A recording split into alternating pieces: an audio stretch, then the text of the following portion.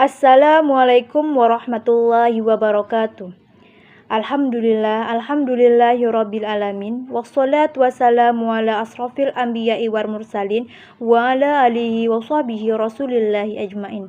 Amma ba'du. Yang saya hormati Ibu Sukma Mehilda SE/SY MPD beserta teman-teman mahasiswa-mahasiswi seperjuangan yang saya banggakan.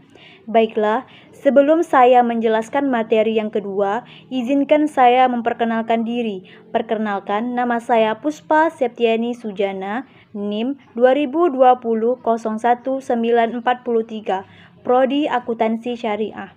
Baiklah, langsung saja menjelaskan materi yang kedua, yaitu istishad dan istishab pada ekonomi.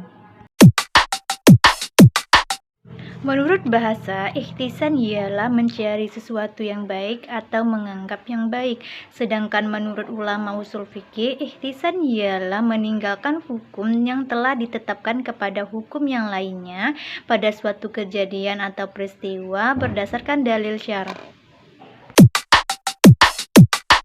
Ihtisan terbagi menjadi 5 bagian. Yang pertama, ihtisan nas. Yang kedua, ihtisan ijma. Yang ketiga, ihtisan urf. Yang keempat, ihtisan ad-qiyasi. Yang kelima, ihtisan istislahi.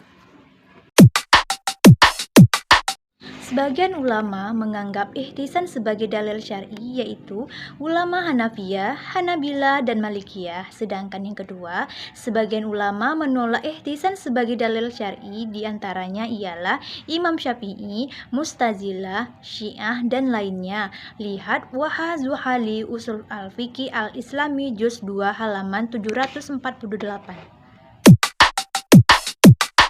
Contoh penerapan ihtisan dalam ekonomi keuangan menurut mazhab Hanafiyah ialah bila seseorang mewakafkan sebidang tanah, maka termasuk yang diwakafkannya itu hak pengairan, hak membuat saluran air di atas tanah itu, dan sebagainya. Hal ini ditetapkan berdasarkan ihtisan.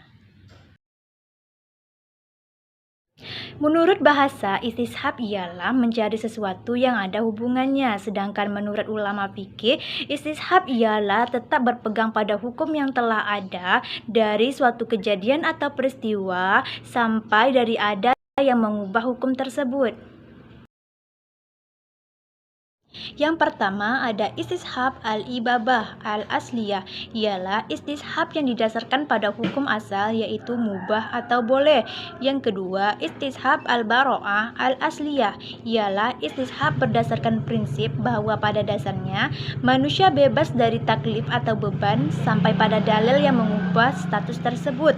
Yang ketiga, istishab al-hukmi ialah didasarkan atas tetapnya hukum yang sudah ada sampai ada dalil yang mencabutnya. Yang keempat, istishab al-wasfi didasarkan atas anggapan tetapnya sifat yang ada sampai ada bukti yang mengubahnya. Pertama, dalil nakli yaitu Al-Quran dan Sunnah. Yang kedua, dalil akli. Secara nakira, akal kita bisa menghukumi segala sesuatu boleh atau tidaknya.